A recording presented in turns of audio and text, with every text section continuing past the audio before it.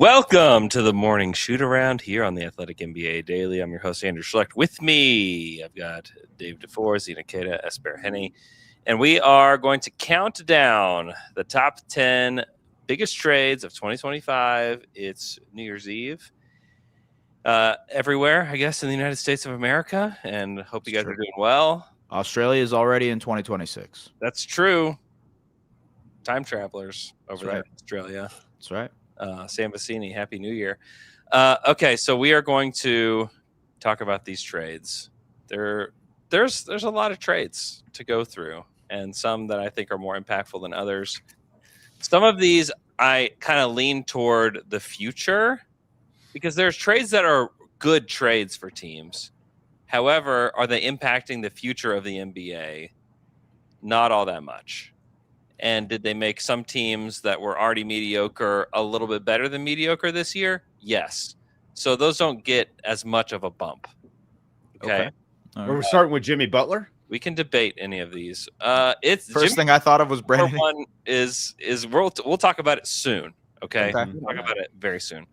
Honorable mention: Nickeil Alexander-Walker was technically traded to Atlanta from the Minnesota Timberwolves in a signing trade deal. I have that as like an honorable mention. I do, and it's more so he's been great for Atlanta. That's awesome.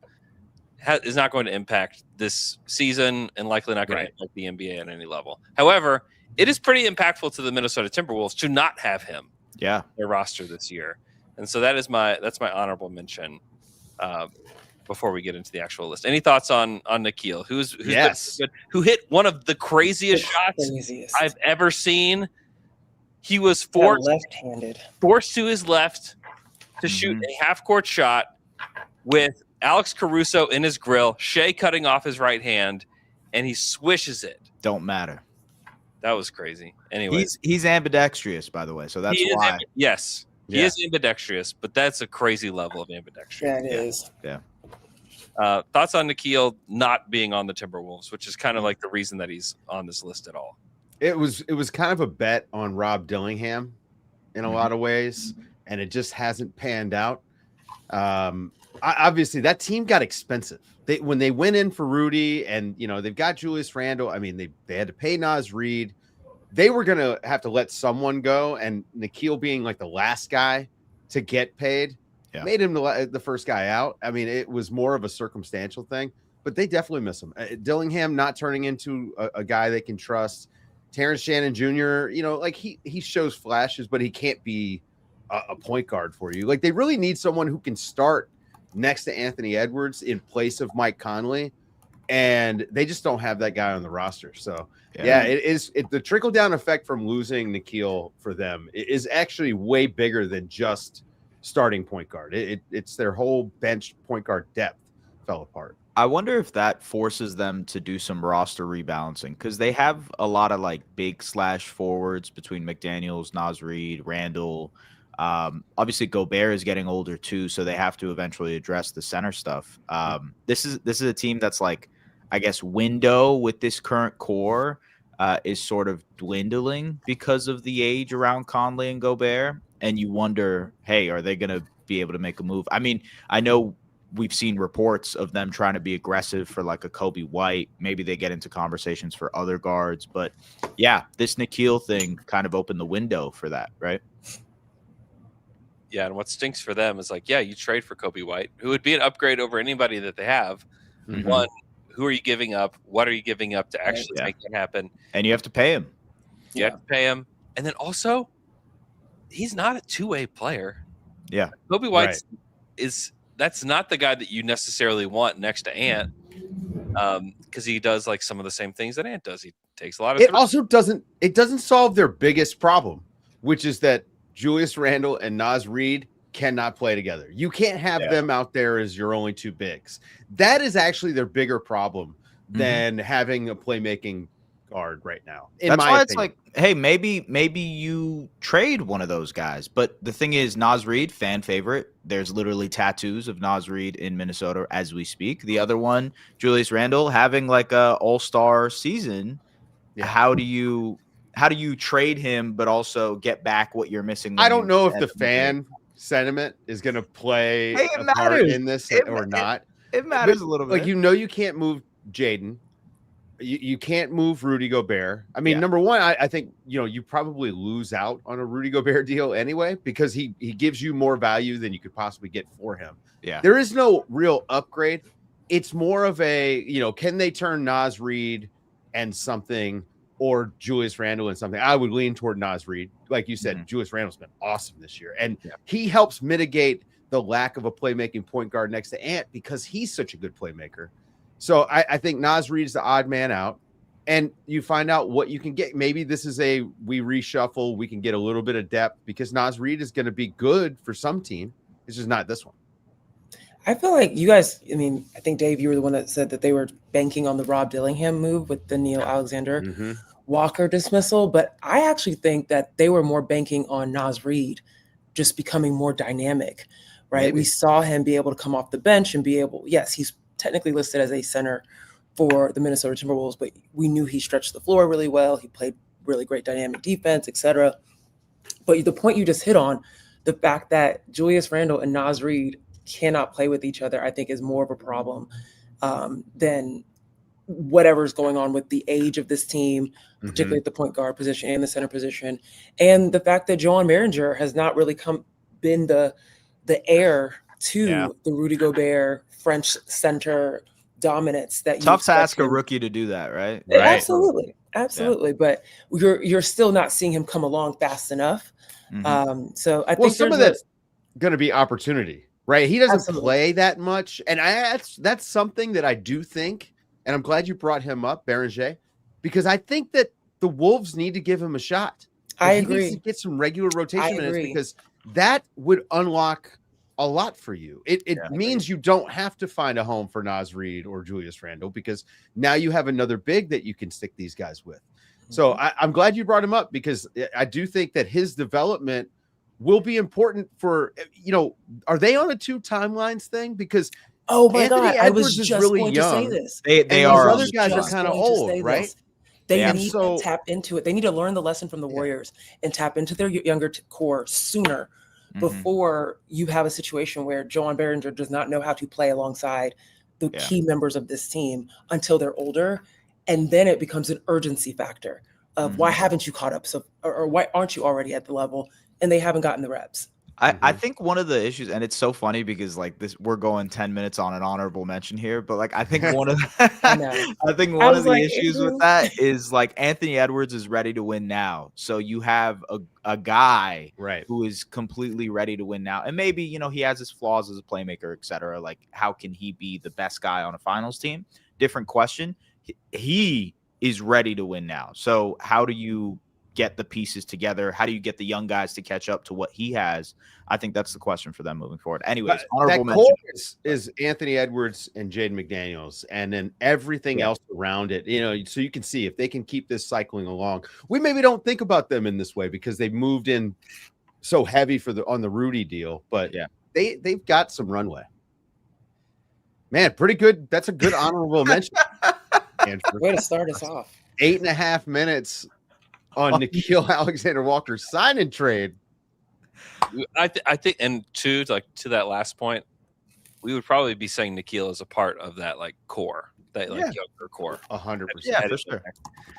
Okay, number 10, Quinton Grimes traded from the Dallas Mavericks, a team that needs guards, that needs shot creation, that needs somebody that can do a little something on the perimeter, with a 2025 second round pick for Caleb Martin and a 2030 second round pick. Not a great deal there for the Mavericks. Yeah. And it honestly hasn't quite worked out for Philly either, just because they were not able to come to an agreement on a contract extension. I don't really know what happens with Quinton Grimes from here. But this is kind of a whole lot of nothing for a potentially rotation player. And I just think it makes my list. It's a super bad deal in a host of bad deals for the Dallas Mavericks. But multiple nominees here for the Dallas Mavericks as we there's another Mavericks trade in here somewhere at least. So any other thoughts on that one? We don't have to spend 8 minutes on this one. I think when we see what they flip him for, we can go back to this and figure out, all right, did Philly, Yeah. I mean, Philly wound up with the better player and they got a pick. So I'd say, they did pretty well. Whether they get, a first for him or not, I doubt at this point, but I mean, they're going to flip him at the deadline, I imagine. Yeah. Especially because VJ Edgecombe is just out of here, right? Like he's ready. Ridiculous. That game last night. He was insane. And it's The only crazy. thing go ahead. Sorry, Zena. Go ahead, Zena. You're good. Yeah. Yeah, no, the only thing I was going to say that it helped from the perspective of like, I don't think I knew that Quinton Grimes was capable of 40-point games until he got to Philly. Or like, if you guys remember that when he first got there, he was balling outrageous for Philly. And then things have simmered down. Tyrese Maxey has reminded everyone it's his team, and VJ Edgecombe has come in this season and been as solid as humanly possible, but for a rookie to be. And it's forced Quinton Grimes back into this rotational role, but it helped his brand a little bit for me. I think a lot more people knew his name from how he was taking over games while Philly was just decimated, basically gutted last year. Yeah. Which is all the reason why it's such a bad deal for Dallas. Caleb Martin is averaging like 1.5 points per game right now. So yeah, product of Heat culture there, Caleb Martin. Okay, next deal. I'm struggling to know what to call this one. Is this the Davion Mitchell trade? Oh no! Is this what do we call this one? This is a 5-team trade. Yes, that included Davion Mitchell. Yep, to Miami. This is the Jimmy Butler deal. Yeah, which I mean, Zena, we can turn this over to you. The Miami Heat moved on from Jimmy Butler. What they got in return is fine. Like it's getting Andrew Wiggins fine. Getting Davion Mitchell, honestly, he's been awesome for them. He's been great. Yeah, saved his career. Yeah, really did. He's such a Heat player. Oh my gosh, it makes so much sense. But then Jimmy to Golden State, and I would love to just know your thoughts as we are several months out from that deal now. Yeah, I mean, he joins the team. They go 23-8 to close the rest of the season. He elevates them into the playoffs. Gives Stephen Curry the much-needed break he needs and the balance he needs to close that season. Of course, injury and age played a factor towards the end of that year. But you come into this season, you talk about what they did over the summer. Jimmy Butler invited everybody to his house, immediately buys into what the Warriors are trying to do. Now, what has that resulted in this season? A lot of average play. So we haven't quite seen the same level of success that we saw at the end of the last year in this season for the Warriors, but it still does something that's incredibly valuable for the Warriors, which is give them a different look when Stephen Curry isn't available or just needs a break.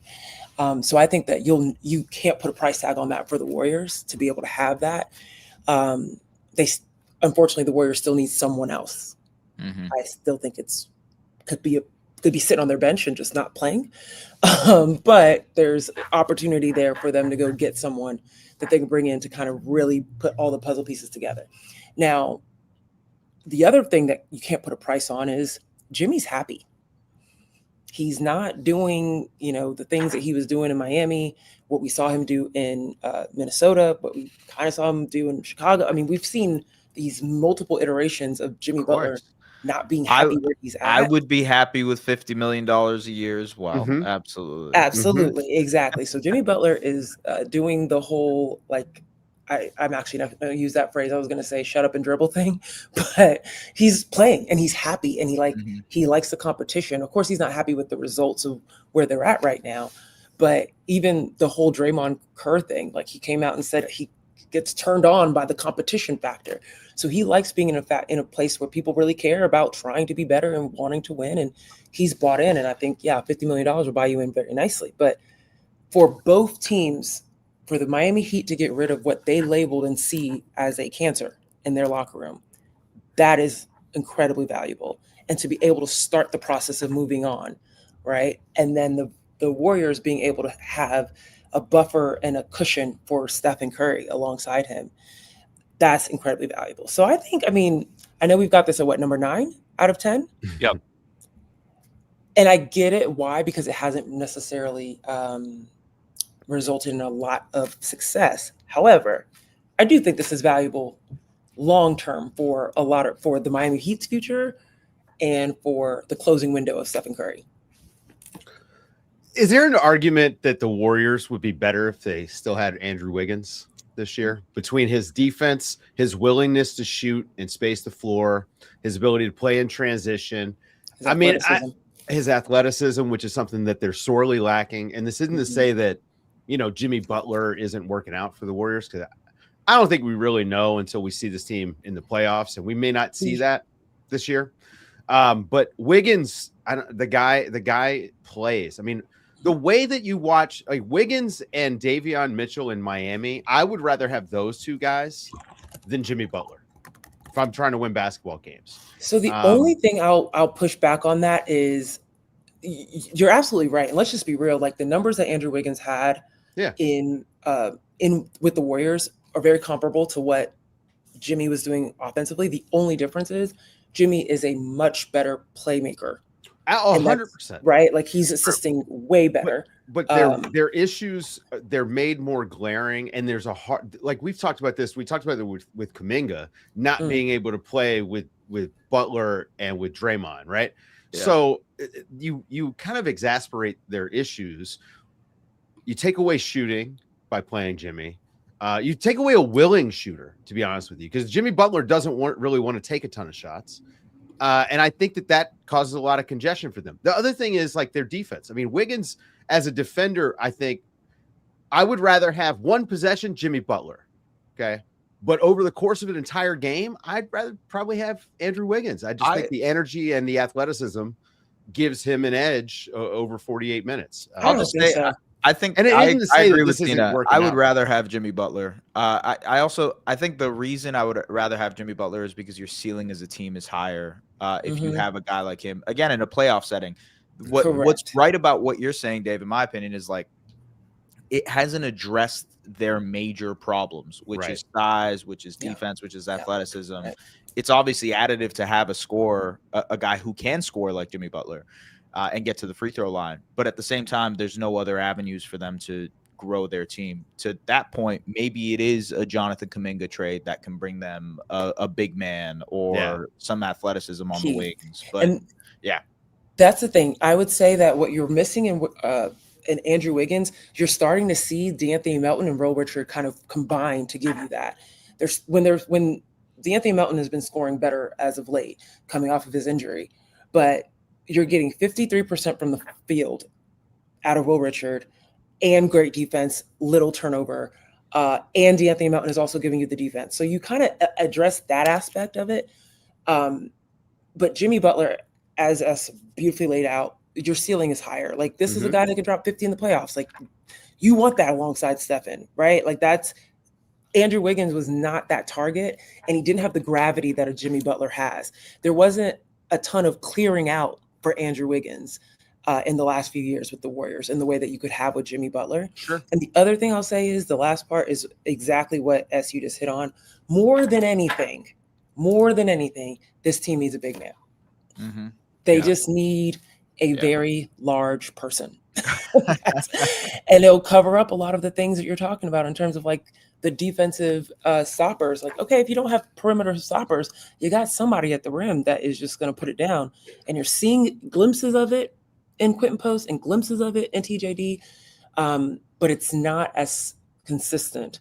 And you don't have Al Horford in a consistent way. So they just need an athletic big man that also knows how to play with and off Steph. And they feel like they're going to lose in the play-in to me. I wouldn't be worried about the Warriors at all if I was another team. That's why this one is low. Is that I think they're just not. It's also kind of random the way they wound up with Jimmy Butler. Random. Well, he almost went to 3 other places. It was desperate, right? It was one of those moves where they felt like they had to do something to extend the Steph Curry, Draymond, Steve Kerr kind of like window here. And funny enough, like they're back in that same spot again. So to your point, probably the right spot for this trade. Mm-hmm. Well, from the Davion Mitchell trade, we'll go to another Raptors trade. Brandon Ingram.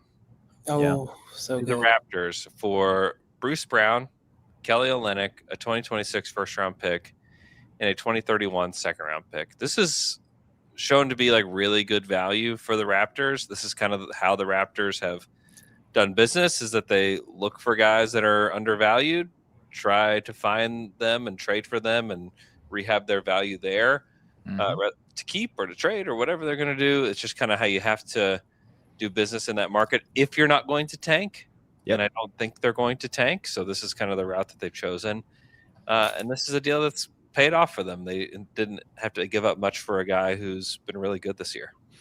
Yeah, he surprisingly is near the top of the league in minutes played, which is not something we've been able to say for Brandon Ingram over the past couple of years. I think injuries have been such a huge part of like the conversation when it comes to BI. So the fact that he is healthy is a huge. Leads the league in minutes. Is that true? He was at some point. I don't know if he still is, but he should be near the top of the league right now in minutes played, which is, I mean, that's a testament to like him just staying healthy. Let's see. Yeah, he leads the league. Do you mean total or like per game? Total minutes played. He has 1,163 minutes played. Yeah. Actually, him and he Scotty does. He leads the league right now. Yeah, that's amazing. Insane. Wow, Yeah. I did not know this. So, I mean, look, the fact that he's played, I don't think he's missed a game this season. And this is a guy who, as we talked about last year, like has failed to play 65 plus games in every year but his rookie season. So far, the trade has been good. Hopefully he doesn't get hurt. And this is one of those things where he actually has a healthy season because like you said, Andrew, he recoups his value. He's played very well for them. They've obviously, I think, benefited from the fact that the Eastern Conference has this kind of like malaise in the middle of it, right? Yeah. Where they're fourth in a stretch where you're like, man, the Raptors have been kind of brutal lately. And it's they've sucked in December, and yet they're still somehow fourth. So home court advantage. Also, I want to ask you. I'm looking at that list now, just because you mentioned. I was like, wow, Brandon Ingram, good for you. But who's number 3 on that list is Scotty Barnes. I saw that, yeah. And it immediately makes me think, of course, the Warriors just played Toronto, and you saw just the lack of a bench. Yeah. And that is what really concerns me for the Raptors, is just like you get Brandon Ingram coming in. And what I particularly love about Brandon Ingram is that he's come in very similar to Jimmy and like understood this isn't my team. I'll contribute what I need to contribute. And I think that's great that you have a scorer like him just buy into what they're doing and the schemes that Darko's putting them in. But then I'm worried of like the health thing. Can they make it to a postseason? And they're in a position to make it to the postseason, but like, how can they keep up with this level of? Yeah. They also have, I think, the second or third hardest schedule moving forward. So they're going to be playing some tough teams moving forward, which is the other thing here. To your point about that, I agree. I think the biggest issue with their depth is that they get small really quickly. They actually have a very similar issue to the Warriors, where because Jakob Poeltl is hurt, and he's been dealing with this back thing for a really long time. Without him, they don't have any other guy who's 7 feet tall. That's why they signed Mo Bamba off of the street to come and play. Let's go. So it's just like I think that's one thing. This is a team that's going to make a trade. By February 5th, we are going to be talking about them making either a very dumb trade or a small trade. Where does Anthony Davis? Could they maybe make a trade with the Orlando Magic? Yeah. I could see Goga. There's reporting behind that. The fact that they're interested in Goga Bitadze. Anthony Davis could be one of those guys. I could see that too. Shout out to Sheck West. I'm actually now 2 degrees of separation away from Paul Thomas Anderson, the director, because he used Mo Bamba in his song. Yeah. Shout out Greer Love. That's right. Wow. That's right. Yeah. But yes, they will make a trade. Somehow, some way, they will shake up their roster because they have like 7 shooting guards. If you go look at their roster, they have 7 shooting guards. They have to make some sort of trade to balance out the team. Yeah, that is interesting. Yeah, they basically have leaned into Project 6ix9ine again, which is they were stuck there. Let's be honest. They're back there. Okay, they're back. But they barely were getting out. Right? I know. It's going to take them years to recover from the mismanagement that happened for a couple of seasons, right? No, you're I mean, right. Yeah, there's some good basketball documentaries being made, but not good basketball teams. Yeah. And I will say, like, part of the minutes thing that we were talking about earlier is like mostly due to the fact that they played all their games and Scotty. Yeah, they've been healthy. Yeah. And you look at like the minutes per game, though, they're not. I mean, they're outside like the top like 20 in minutes per game. You have guys like Maxey who's played 39 minutes a game. Yeah, well, he's insane. I don't know how he does it. Yeah. The thing is, like, he doesn't play every game. He doesn't play every game. He's missed very Nick Nurse thing, by the way, for Maxey to be paying like 45 minutes a game. Yeah, it's just a very Nick Nurse thing to do. I mean, some of the Rockets guys are way up there. Amin Thompson plays 36 minutes a game. Kevin Durant plays 36 minutes a game. Like if we're like, that's a little scary. James Harden plays almost 36 minutes a game. Yeah. So they're not. It's not crazy. A lot of it is just like they've been available. Yeah. Okay. Next trade. This would be 7 on the list. Okay. Michael Porter Jr. Traded to the Brooklyn Nets from This Denver is a big one. with a 2032 first-round pick for Cam Johnson. Kind of wild how this discussion will have flipped immensely over the last 6 months. My goodness. Yep. Wow. Listen, I asked this question in Vegas. I was like, do we just not like Michael Porter Jr. because of what he says on podcasts? Yes. No, 1000%. there's more to it than that. There's more to it than that. I'm just asking the question. Okay.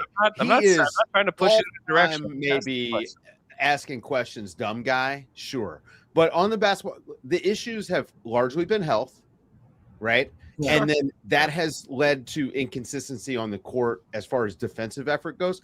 But the guy is an amazing shooter. Actually, I saw him at Hoop Summit for the first time, and I said, wow, 6'10" Klay Thompson. Yeah, he really is that. That's so funny. Strong. He can. Chris Mullin called him 6'10" Steph Curry. So okay, well, Steph is a different guy. I mean, Steph moves with the ball in his hand, but he can finish plays, and he actually is a good rebounder and can be a decent defender at times. But it was just the at times part of that, and the at times on being healthy and hitting shots. I mean, he's got a bad back, which. Yeah. For a basketball player is not good. He literally wears a brace that goes all the way down to his foot. Because he's got drop foot. From a nerve issue. Now, I don't know if you guys have ever I had a severely sprained ankle once and like ruptured 3 tendons in my ankle. And I had drop foot for about 18 months. And it is awful. I was tripping over the sidewalk, you know, like that thing where you do the shuffle step and hope no one saw you. Like almost every day, like I would be out on a walk and I would do that 5 or 6 times. Like it is very difficult.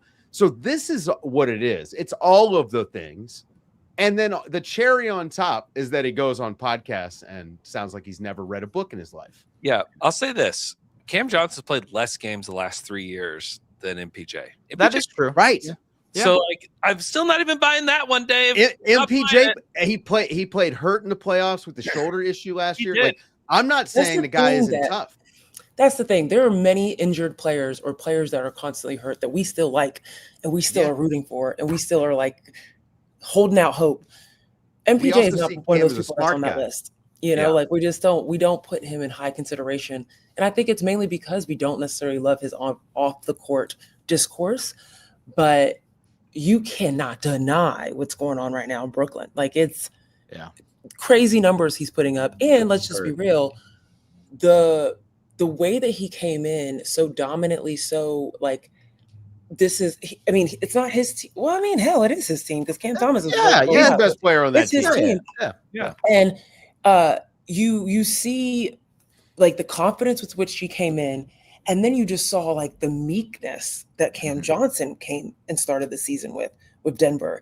And I think that's foil of just like not being as confident, not being like, Cam, you were the baddest girl at the club. Like we use this analogy at all times. Like we talked about people lining up buying you drinks. They knew you were with your man and they still were trying to buy you drinks. Like people were like really incentivized to go after Cam Johnson because he was the best option there. Meanwhile, Michael Porter Jr. is in the background of everything, just kind of like, am I going to be the person? We didn't even know what was going to really be the trade. Can I play devil's advocate real quick? real quick, I think it's easier for MPJ to go say, "Hey, I'm gonna be the guy that takes all these shots," than it is to be Cam Johnson who was taking shots Yeah, and to be I the agree. fifth But we guy. couldn't even see Cam Johnson take the shots that he was supposed to take. Right. That's I will the also- that was the part. Yeah. I'll also say this: this trade cannot be mentioned without talking about how it opened up the window for the Nuggets to add their depth. So Right. Tim Hardaway Jr. was a big part of this. Jonas Valanciunas is a big part of this. They added those guys because they got out of the situation with Michael Porter Jr. So it's kind of like those two have to be included in this trade in some way. But I will say, I think the Nets will end up being the biggest winners in this because we've seen Jordi Fernandez and the Nets get a lot out of their wing type players. Cam Johnson had a really good year last year because of what they were able to run offensively for him. Mikal Bridges before that he had some of his best offensive seasons as a Brooklyn Net because of what Jordi Fernandez was kind of instilling offensively. I think that's a huge part of what you're seeing with what Michael Porter Jr. is doing. He just knows how to put guys, specifically those types of players, in the right positions to thrive offensively. We're going to see Michael Porter Jr. get traded. He's going to net them maybe 1 or even 2 first-round picks. And now you've got potentially 2 or 3 first-rounders for Cam Johnson, that's a big win. You know? Yeah. That's a huge win. Yeah, it is, especially where the Nets are in their rebuild. You know, like they need to add picks. I think the Nuggets. Can I make a fake MPJ trade real quick? Like, sure. All right. I know this is crazy. S especially is going to think it's crazy. Oh, the Raptors? The Orlando Magic. Oh, okay. All right. Okay. Right? They have this God. interesting issue with Paolo Banchero and the fit of their team. Oh, this is insane. Yeah. Would Brooklyn be These interested? are things that we thought were going to stay in this text, the group chat. What would Brooklyn give up Yeah. in addition to MPJ to get Paolo Banchero? Right? Like MPJ, that makes Orlando really good all of a sudden. They've got a guy who can stretch the floor at the 4. I mean, he fits a little bit better with the Franz and Suggs and Bain thing. I can't get would here. Paolo fit what Brooklyn is trying to do, or not trying to? They're doing. Don't they just want a star player? Isn't Paolo a star? Like, wouldn't you give up? Is he? A bunch of picks? Is he? Well, is that's the question. S. I don't know. S. Is Paolo a star? Paolo has been wildly disappointing. I saw a stat the other day where he is literally the worst pull-up shooter in the league. You know, and by a distance, by a large distance. And so I agree that he maybe isn't the guy everybody's touting him to be. But you got to get more than Michael Porter Jr. if you're trading Paolo. Well, sure. Yeah. And a lot more, I would say, because he's the number one. He's like one. You're not trading Paolo. They're not. Yeah. And I don't know that the Nets have like the right. I don't think they have the stuff. I think if we could just like take away the fact that Paolo was the number 1 pick, if we could take away the fact that they have tried to like hand the keys to the franchise to Paolo, if all of that was wiped out and these were just everything is just flat, like would Michael Porter Jr. make this Orlando Magic team a little bit better? It's possible. Like that's not off the table. Yeah, that's probably true. Yeah, there'd be more roster balance, that's for sure. But there is no chance. Like this is like NBA politics. Like there's just no chance that this is Team USA. Paolo Banchero, he's not getting traded for Michael. Yeah, there's no chance. And like Paolo's still young as well. A lot of times we kind of like push these guys to be like, you have to be a winner, right away, or else this or that. And like I don't know, this roster has been built a little weird for a guy like Paolo. Like it's not ideal for him. And some of it is the draft picks that they've made. And some of it is that he's off to like a really slow start this year. And so I don't know. It's also because he's 6'10" and massive. Like people are just like, they expect someone of that size to just dominate in every way. And let's just be real. Paolo's been getting some triple doubles in his sleep. It's just not as efficient as we'd like it to look. And it's not, he's not playing defense. That's my issue with Paolo. There's some clunkiness to what they have going on in general, right? Like they have an organizational issue on offense, right? Especially when Jalen Suggs isn't out there. Nobody seems to know where they want to be or where they're supposed to be. We've got some people in the chat talking about Jamal Mosley and the offense that they run. I would argue I don't know what Jamal Mosley's offense is supposed to be because it looks so different depending on whether Paolo or Franz are in the game. And if they're in there together, a chance though to build it. Like think about what they haven't been healthy. Exactly for 2 years, right? For 2 years straight, they haven't been healthy. Like, can you blame that Jamal Mosley's like, all right, well, just close the book because next week it's going to be something else. Like we can't even pull out a consistency. This kind of sounds like the Willie Green. Willie Green, right here. Yeah. I was about to say that sounds. Zion wasn't healthy. Brandon Ingram wasn't healthy. Right. I don't know. Yeah. That's very true. I don't know. Usually guys like the offense, everyone on the team knows how to run it. Typically, if you've got some plays, they don't run a ton of plays, right? It's a lot of read and react, a lot of by the way, high pick and roll. This is also on the players because the players want to play a certain style because Paolo likes to play isolation basketball because Paolo likes to be that mid-range scorer, etc. Well, he wants to make the pass to assist too. Yeah, right. Yeah. Like, to your point, Zena, like this is a 6'10" guy. I remember standing next to Paolo Banchero one day, and I'm like, this guy is massive. Like he's huge, right? Rock of Gibraltar. Like play up to your size. Like play as physical as you possibly can be. He's not that guy. I saw him when he was 15 at a USA camp, Team USA camp. I was like, this is going to be the first high schooler drafted. He's been big that long, you know. Yeah. Anyways, MPJ. That's really changed. Funny way to get to the Paolo I know. We have thought people saying MPJ to the Warriors is very funny. Another great podcaster in Golden State. Good. There's enough room for all. We don't need any more punching in the Bay Area. Let's avoid that. Yeah, I'm okay on that one. All right, what's number 5 or 6 or whatever this is? This is radar. This is number 6, Norman Powell. So this is a 3-team trade. Yeah. Norman Powell traded to Miami as a part of a 3-team trade. 2027 second-round pick and $2.5 million to Utah.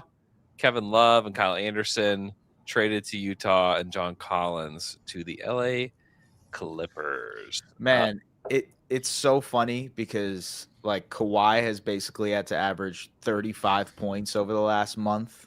Yeah. In order to make up for what they miss from the scoring of Norm Powell. And James Harden, like we just talked about, is averaging 36 minutes a night because they're missing the scoring of Norm Powell. It's funny because it's one of those trades where in hindsight, I was pretty shocked that they traded Norm instead of just kind of keeping him and kicking the can down the road type of thing. It's looking even worse now from the Clippers' perspective. Yeah, bad. I don't hate the idea of wanting to get a John Collins type. Bigger. That type of player, right? A guy who can play the four, who can stretch the floor, a little bit of rim protection, can play some spot 5 for you. Like, I understand it, especially because of the way they lost to the Nuggets. They got out-bigged, but Norm Powell is an all-star.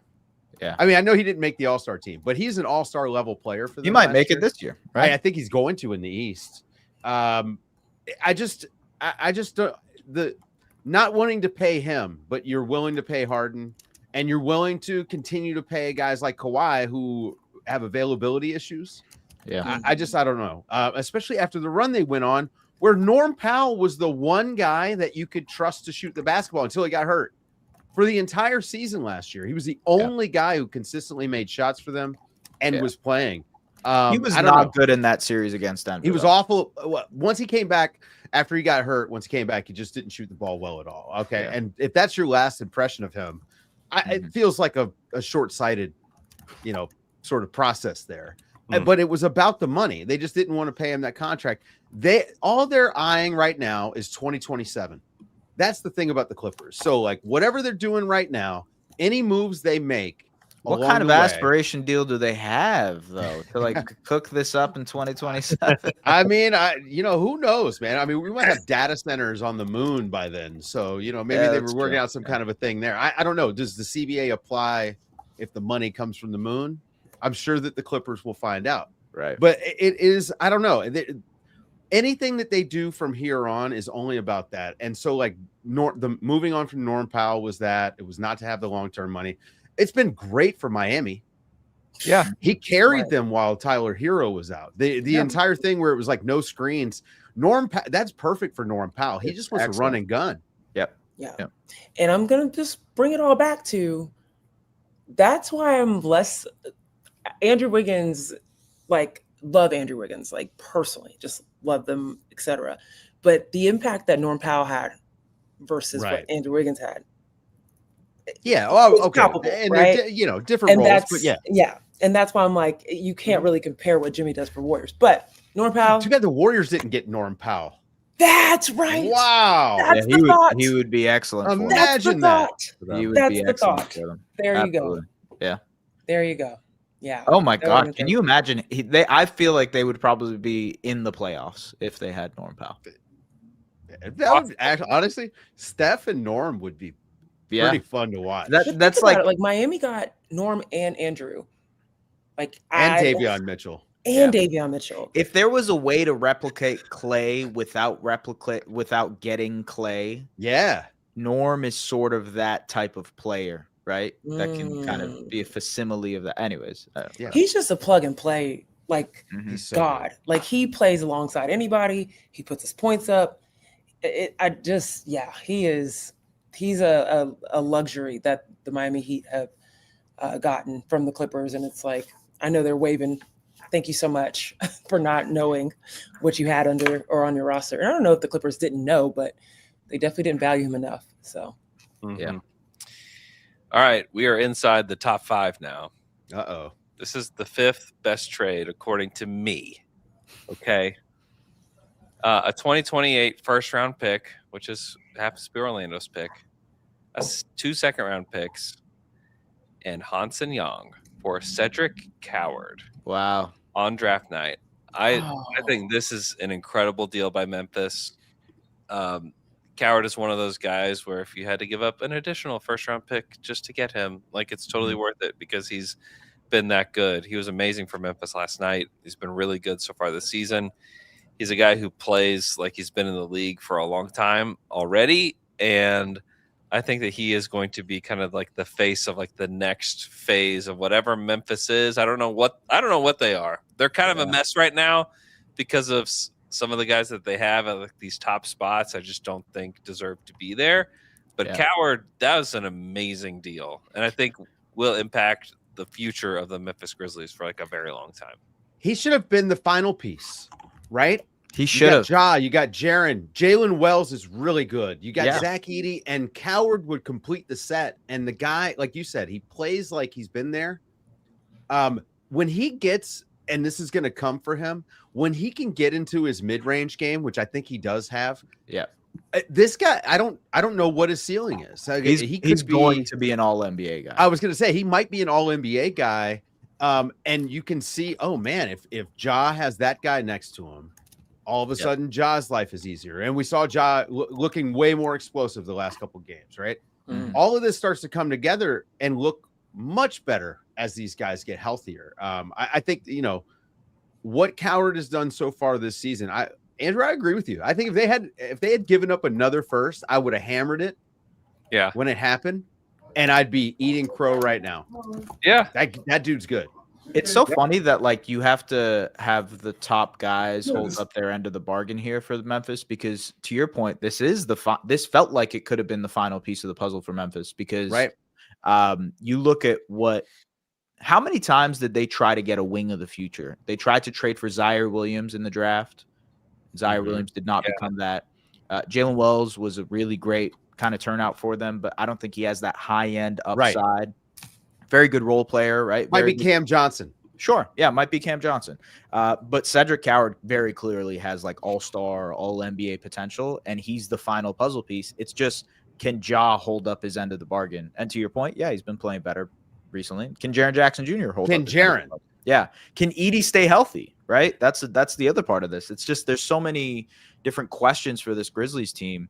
But to your point, Andrew, future is bright with Cedric Coward. Like he's awesome. There's going to be a lot of teams that are kicking themselves because they passed up on him. Yeah, I get Can a I text add- during every Grizzlies game from Keith Parrish about Coward. I mean, yeah, he rocks. Can I just add one thing about just Cedric Coward fitting what Memphis is doing? Memphis is known, and I'm literally like reading this. So the city and its people have a history of overcoming challenges. And they like list out like the yellow fever epidemics of the 1870s, the complex modern issues. Mhm. There is a strong sense of perseverance and kinship among residents. Like Yeah. that's what Memphis is known for. And when you think about Cedric Coward's story of how he got to the league and him being someone that was overlooked in high school, goes D3, dominates there, transfers to Washington State, had an injury, then becomes a lottery pick. Yeah. Like it's not only just the way he plays, and I agree, all the things you guys mentioned, definitely all-star level. I don't know if he'll become all NBA, maybe second team, whatever, but he's definitely capable, has that caliber of game. But it's just how beautiful this trade ended up matching the essence of Coward to Memphis. He really does represent that really well. Now, I'm hoping that Memphis stays in Memphis. We don't know what's going to happen with these teams. But there is this element of the city matching with Cedric.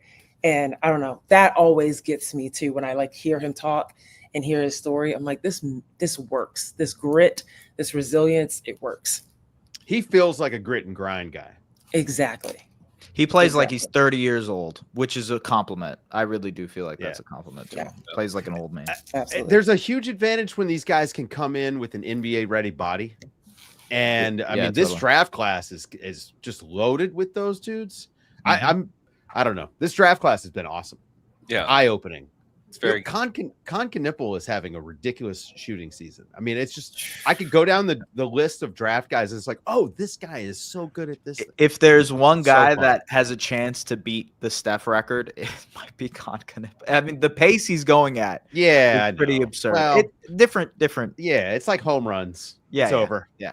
Steph's He's the real got 10 champ points, forever. 2 rebounds, and 4 assists so far against the Warriors right now. So I'm watching him he started off the game with an easy 3. He's great. Yeah. He's very good.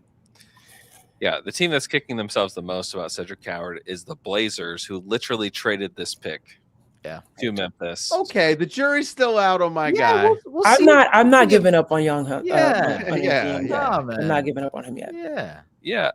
Okay. All right. Next, Mojave King.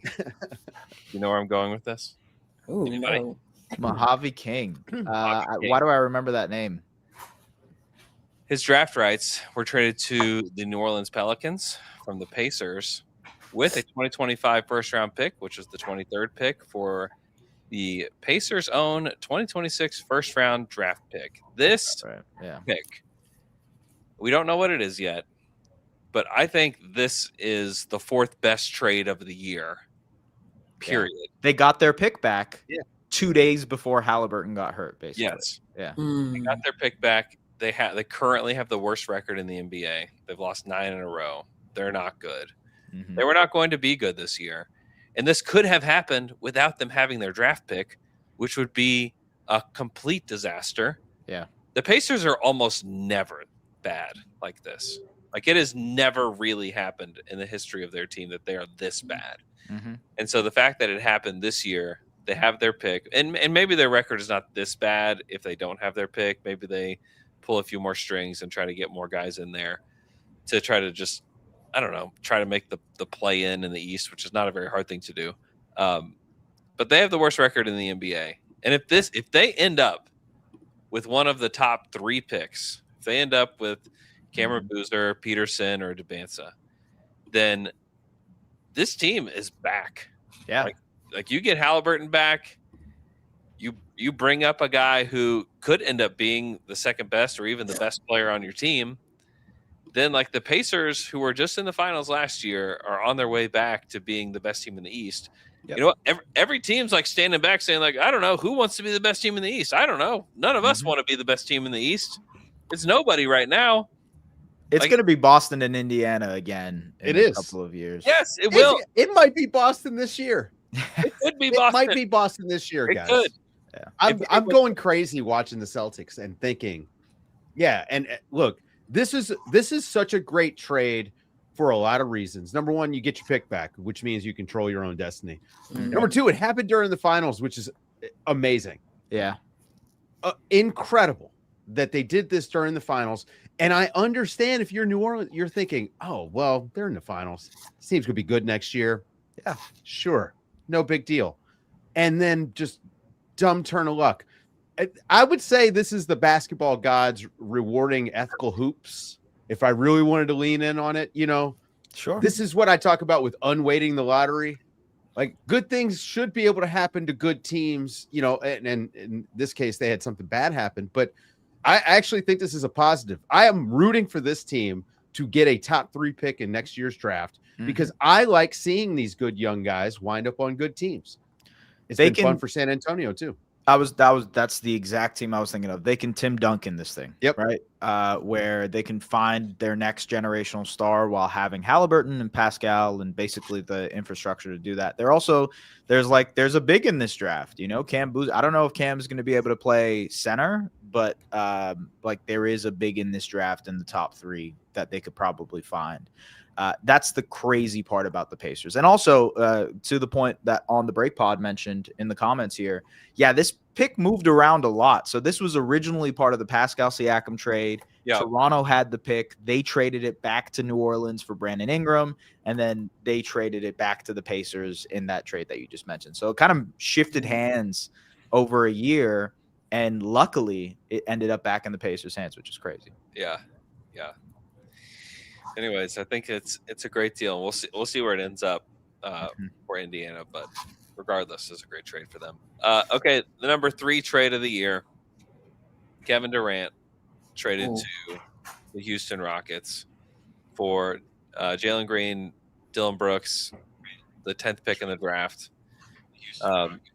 This is a really nice deal for Houston. Like, Houston has taken a level up since getting KD. We'll see how it pays off. It's really all like playoffs for them. Like, are they able to advance to the conference finals or at least to the second round? That happens. I think that it's a success for them. They get off the Jalen Green contract. I don't know where everybody stands with that. I think it's a great thing. I think it's worth the Kevin Durant trade, even if you don't make it out of round 1, to just get off of that Jalen Green deal and have KD there. But this is the third pick, or the third. Honestly, for me, I think this has also turned out decently for Phoenix. Like, they bucked my expectations. I did not think this was going to be a good team this year, but like, Dylan Brooks has been a welcome presence for them. Huge lift defensively. We'll see if Kaman Malawach ends up becoming anything. That was obviously the pick that they got for this. And they took a swing on Jalen Green. Like you said, that contract, we'll see if that ends up being a thing. He's been pretty hurt this year, so we haven't been able to see him. But overall, I think it's not a win-win because the other team gets Kevin Durant and now is vaunted into like championship window contention mode. But I think given the context and given the situation, Phoenix did turn a bad situation into a decent one, which I guess should be commended a little bit.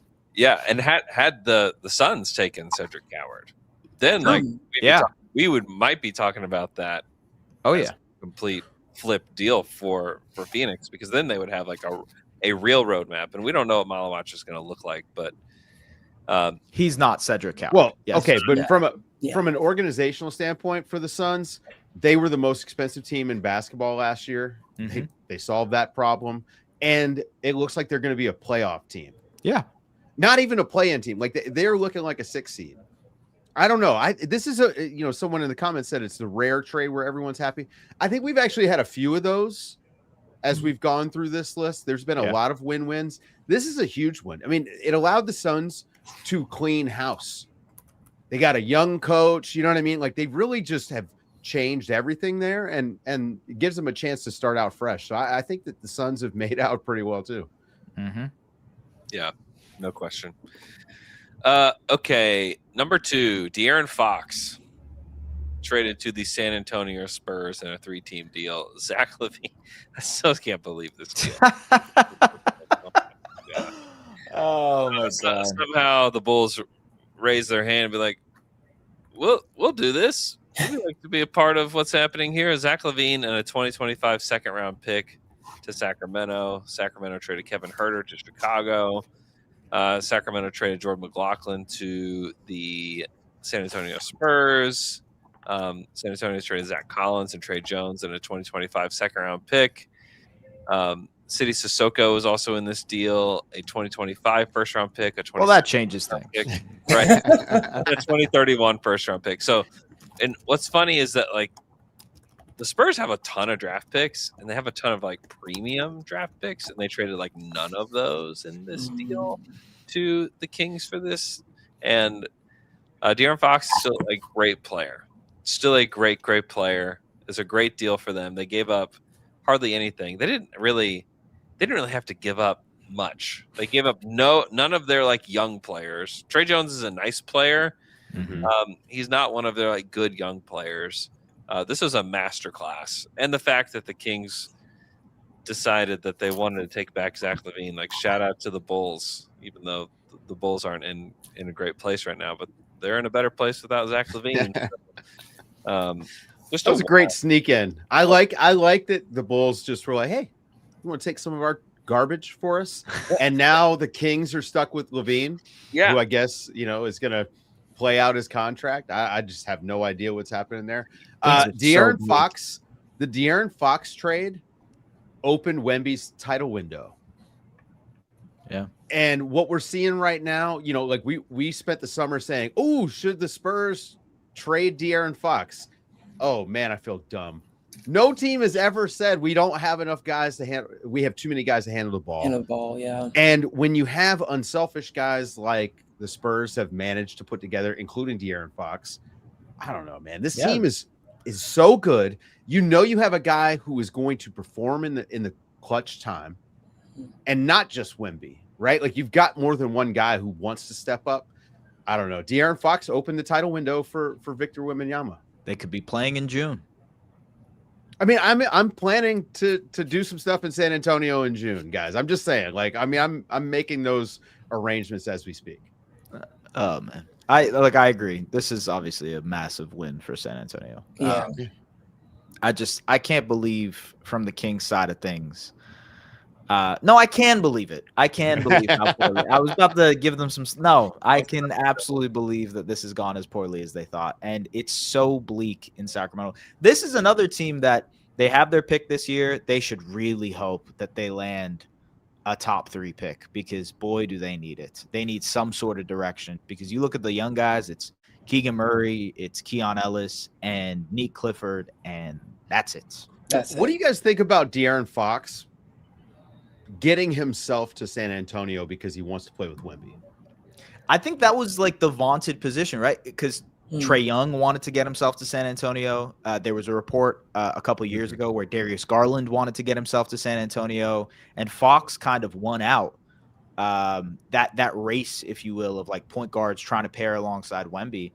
I also think he probably was the best choice of all 3 of those guys, because Garland hasn't been able to stay healthy.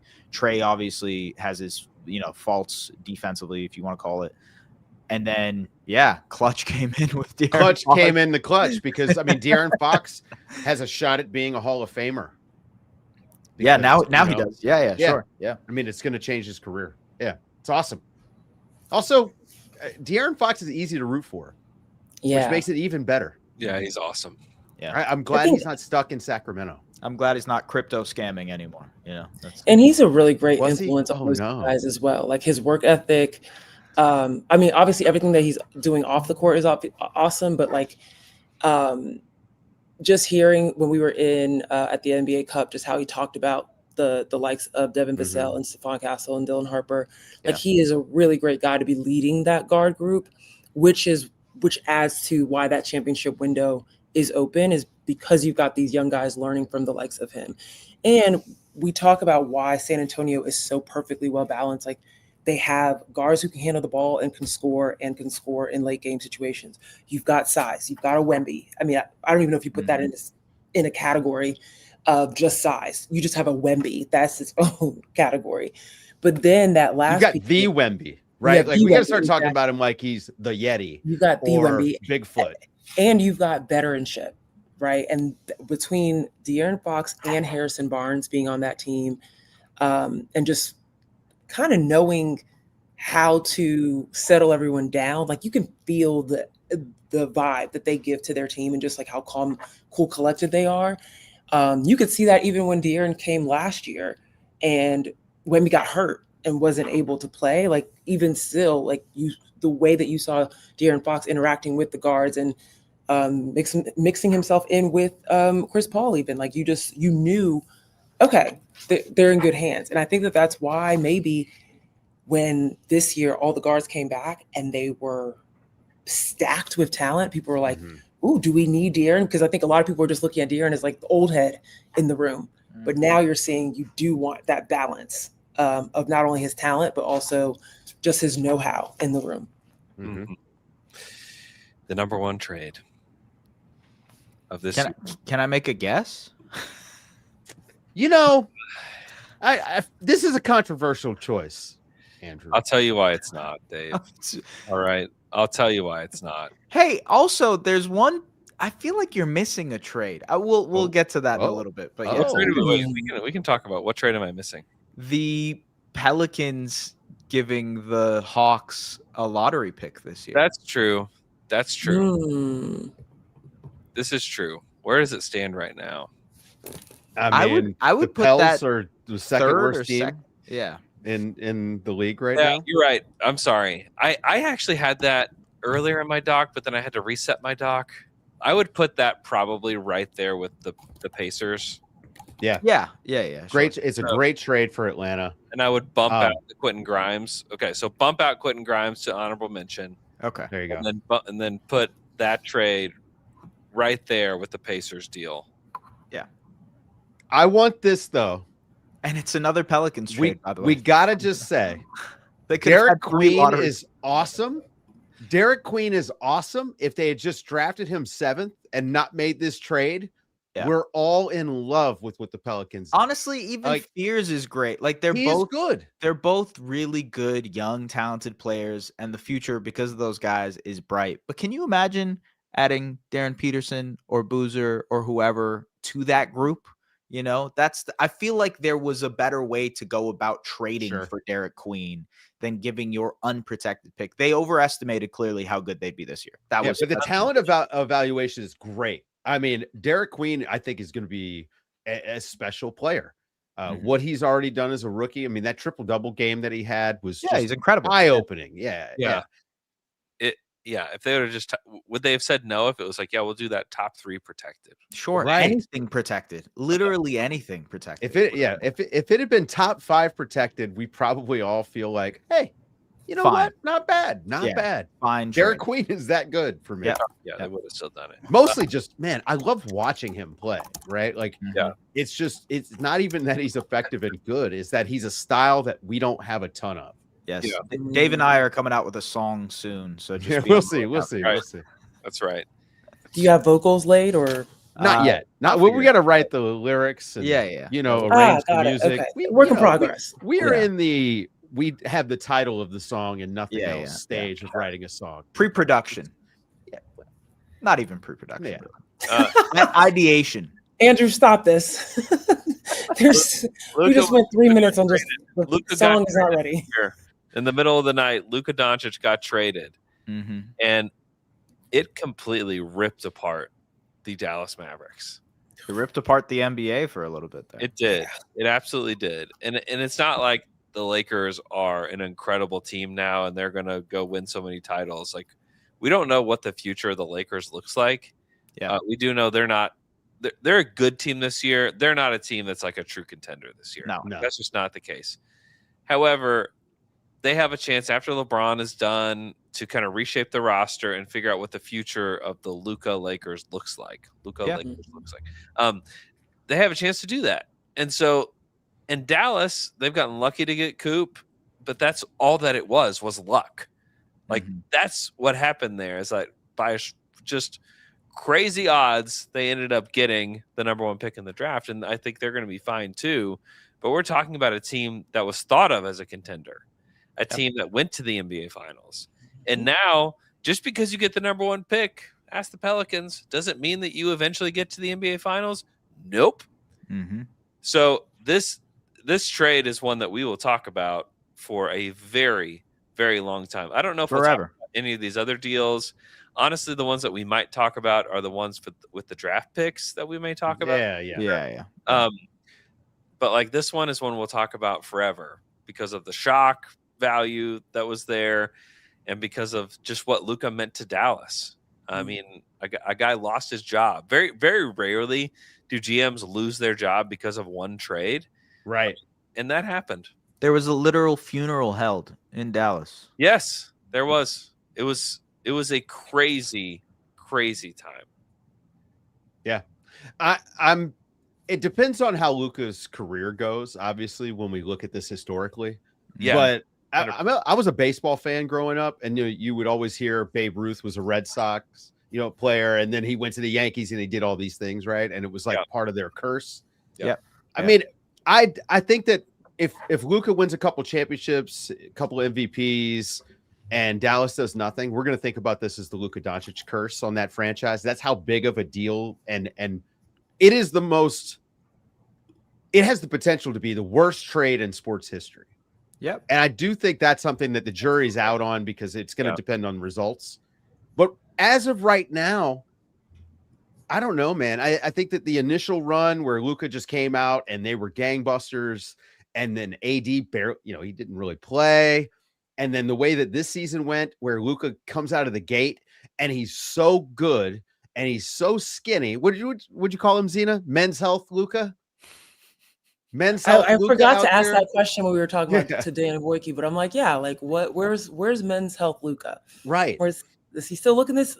It was enough. Looking that way these days. It was almost like one or Luka, two poke bowls. Luka was fueled by spite.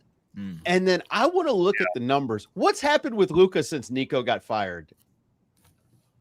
I want to look. Has there been a drop off? It has been for the Lakers, but it was enough to get Nico fired. What's a drop off for Luka? Yeah, I know. He went from 40 to like 33 a game. 30, right? Like but I think it's really hard to assess the Lakers right now. To your point about like the LeBron vacuum, you know what I mean? That's happening right now. They can't build out an actual roster that makes sense around Luka. Even the Reeves situation, I think they eventually will have to make a decision there because he's going to want a max deal. And is that guy the guy that makes sense next to Luka for 5-6 years? They have to answer that question for themselves. But regardless, they have the opportunity to ask that question because they have Luka Doncic. Right. And above everything else, even past the results in 10 years, hopefully when the NBA Daily is still kicking, if we are able to still talk about this Luka Doncic trade, I don't think that the results will matter as much as the actual trade itself in that moment, in that time, and understanding the context. Let's say Luka never wins a championship with the Lakers, and let's say the Mavs, same thing, don't win a championship. I think on its face value, this was an absolutely ridiculous trade, and it will be a ridiculous trade 10 years from now, But yeah. I still think the Paul George trade is like it still ranks above this one. Well, because of the results, right? Well, the results. Yeah. It was a heist. Yeah. The Paul George trade is like the Herschel Walker trade in football. It created the Dallas Cowboys dynasty. When they traded him to the Minnesota Vikings, they got all those picks, became Troy Aikman and Emmitt Smith and the offensive linemen. And that's what the Paul George trade was. That's a great point. The Luka trade is just it's an absurd trade. Yeah, it's shocking. It's more shocking than PG because the Thunder just lost round one, like all these that happened. But this was, Paul George gets traded. Paul Georges get traded in the NBA. Sure. Luka Doncic don't. Yeah, top 15 guys get Luka traded. Doncic. Yeah. Yeah. I deal with that with Jokic. Jokic is you start stuttering there. Yep. All right. Thank you guys for tuning in all year. Yeah. Wow. 5. See you guys next year. Been a good year for us. Yeah. And yeah, I want to say thank you to everybody who's hanging out on YouTube, Yeah. everybody that listens to the pod. Yeah, it's been a really fun year. I think, this push to the playoffs coming up is going to be, it could be the last year where we don't feel like Victor Wembanyama owns the NBA. Could be. That's kind of exciting. What do you think, Andrew? I love this. This is, I- guys, I'm just letting you know, 2026, these two will have an on-screen fight. About this Spurs and Listen, I wake up and hear from my oldest son, God, they are such Spurs glazers. Gosh. Wow. He's like, these guys glaze the Spurs like they've never done anything wrong. He's like, they just lost to Utah, and They these guys did. glaze the Spurs as if Hey, Never I'm a accomplished staunch Thunder believer. Tell your son I'm a Listen, staunch he's- Thunder. Listen, the You're Spurs on the lose list 2 right games now. in a row. I'm going to look at that 3-point percentage, and I'm going to tell you it's a make or miss league. That's how it works, Andrew. Hey, if you believe that, we have a lot of talking to do. Okay, all right. Hope everybody's doing awesome. Enjoy New Year's Eve. We will not have another podcast the rest of this week, so we gave you an hour and 11 plus minutes here. No Slam and Jam this week. We will be back with Slam and Jam next week. We'll be back to kind of the normal schedule. So enjoy some time off. Enjoy the basketball that's still going on. Still got good games going on. But we'll be back to recap all of that on Sunday night. So hope everybody's doing well. We'll talk to you guys again Monday morning. Bye, guys.